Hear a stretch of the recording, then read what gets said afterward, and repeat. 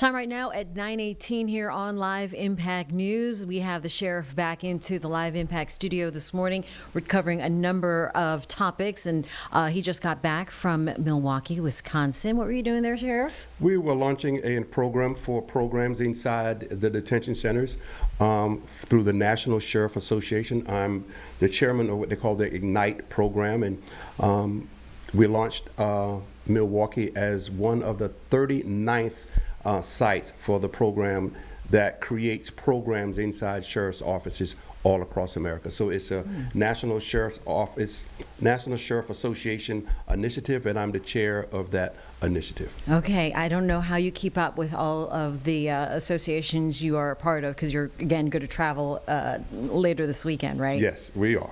All right, so while you've been traveling, you are definitely keeping up to date with all the news here. Want to talk first about teen takeovers, because Ben Thompson spoke earlier to Councilmember Anderson about the recommended curfew change to bring it back to 9 p.m. for younger kids, and the teen takeovers and making, summer more safe. And then all of this in light of what happened on July 4th for that North Charleston area, where there was, a violent outburst, could have become more violent. What is your take on all of this? Well, believe it or not, I was in North Charleston when that incident happened, visiting North Charleston and the mayor and the police department there. And actually, my wife and I drove through that incident. We didn't know what was happening at that time, but found out later when we got back to our hotel what had happened. I think it is something that we definitely need to talk about, but I think that those conversations need to invite the teens. I think that we're having a lot of conversations without the teens, and we are making plans without the teens, and certainly they see that, and I think that we need to approach this a little differently and invite them to have their input, because I can tell you there will be continuous conflict, but we just don't want to see any violence. I'm going to have to give North Charleston credit, seeing that incident, and no one was hurt, no one was shot. It gives me great pleasure to see that the police department there acted properly, but it is very tense, and it's going to continue until we have these conversations. But I think that we have to also collaborate with the teens. Yeah, because critics of these curfews say that it's this punishment for the actions of a few, but like the chief said, Police Chief Patterson said that it's not going to fix everything, but it's a tool. Well, it is a tool. I'm not going to disagree with her. It is a tool, but I think that we need to look at the more tools in the box. Connecting with these teens, having a conversation with these teens, inviting them, going to where their spaces are, and having these conversations, I think that is also a tool that we need to use. We don't want to have a conflict with the teens and someone gets hurt, and then we're on the national news in no city. The incident in North Charleston was very disturbing, but I think having those conversations without the youth and without the teens and without the parents is going to cause an even greater problem than what we want. And what does that conversation start with if curfew is not a full answer? Well, I can't say what they're going to do with the curfew, but I think it's a conversation. They want to have a space that said, you don't know what I go through. A parent may say that. The teens are always going to say, we have nothing else to do.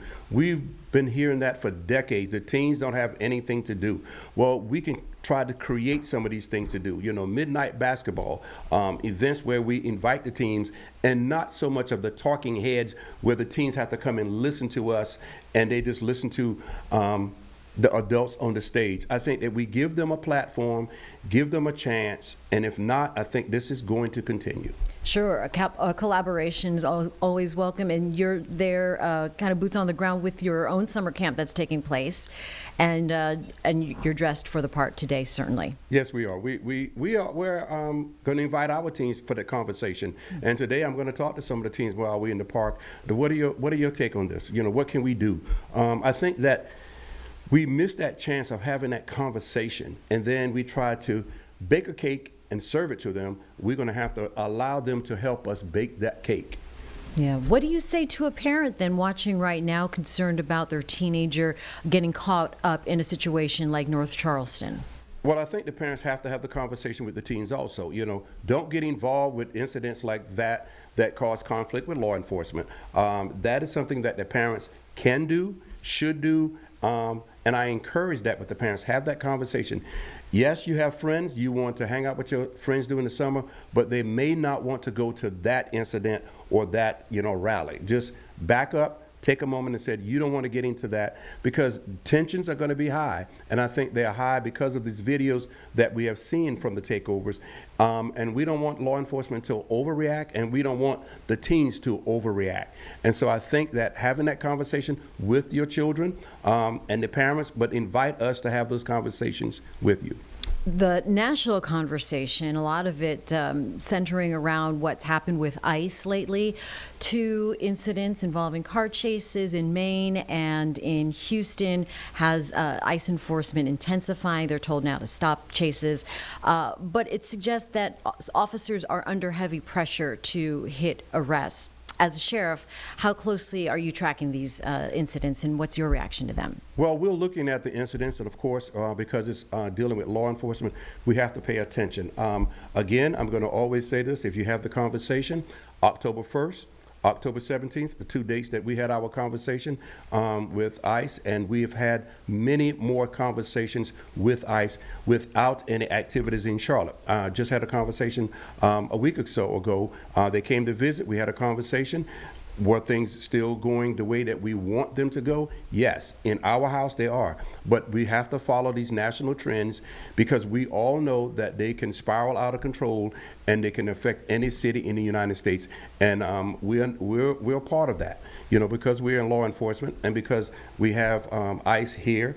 We worry about that. But I think that our relationship with them at this point is good because it's conversation, collaboration, and communication, which we always ask for, and it is better than I've ever had it since I've taken office. All right. So any change right now as far as protocol or operations regarding, moving into the future, although things stand in a very positive light for you guys now? No, I think that having a conversation, and these are the great conversations. When nothing is going on, you still have the conversation. They came to visit. We had a conversation. And I know some of the changes that they're going to do, which is not really going to affect any the citizens here or the residents here. It's just change in management, change in leadership for this area, and they will inform me what will happen, and they're going to introduce me to any other changes. So I welcome the challenge to anybody. Just have the conversation, and that's what we don't do well. We have the conversations without each other, and then we allow to have the separate conversation on news broadcasts and media, and that causes a lot of conflict. But I think that what we're doing here is a great example. Put all the politics aside and just have a great conversation. Also, locally, we're watching a bit of an uptick there at the detention center. How significant is this increase? I don't think people understand what we are facing now, and I wish we could talk about this an hour. Again, the number that everybody should understand is 1791. That is the capacity of our detention center. I was briefly trying to write a letter to county commissioners and our city leaders to tell them that we will probably hit 2,200 just before school or just after school. That letter is now being revamped because we hit 2,200 this past week. So imagine 300 to 400 people sleeping on what they call stack of bunks on the floor or whatever you may call it. In Milwaukee, they call it sleeping in a boat. But we have all these people housed inside a detention center. We have a backlog that cannot go to the state of over 100 residents/inmates that have already been sentenced but can't go to the Department of Correction, commonly known what is called adult correction now. So we have all of that going on with people still coming in. On any given night, 70 to 80 people are arrested in Charlotte. Will they be able to bond out? May not. Then we have to talk about health. We always talk about when someone dies inside a detention center, but 80 people coming in, surely half of them have some type of mental health conditions, behavioral health conditions, or even an illness. So we're treating them, and it becomes a battle. when you have over 400 more people inside your detention center, you're talking about safety and conditions, mental health of my staff, but also serving those who are incarcerated. And so we haven't had a conversation with many people about that. You know, we're talking, I hate to say it, we're talking about I-77 and housing and the roads and everything else. We're not talking about the capacity in the Mecklenburg County Detention Center, which is way above the capacity level. 1791, we're at 2,200. You do the math. And so what of the capacity to sustain handling these higher numbers? Well, the only thing that we can do is make space inside a pod. For instance, my pods inside a detention center house 53 people.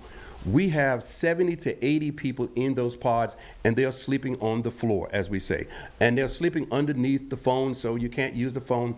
But think about the showers. If we just have 12 showers per pod with 84 people, that is a conflict. That is a lot of tension. So the best thing that we're doing now is trying to hire enough staff to reopen North, which we are on a great road to that success.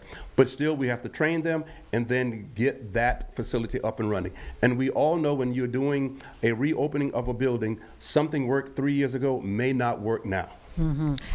Are you on track to reopen Jail North then by the end of the summer? Yes, we are on track to open it. We hopefully, September 1. We knew we talked about August in the beginning, but of course we have to rely on other people for delivery and repairs. And so my first ask was August 1st, but with repairs and delivery of certain items, we had to push it back to September 1st.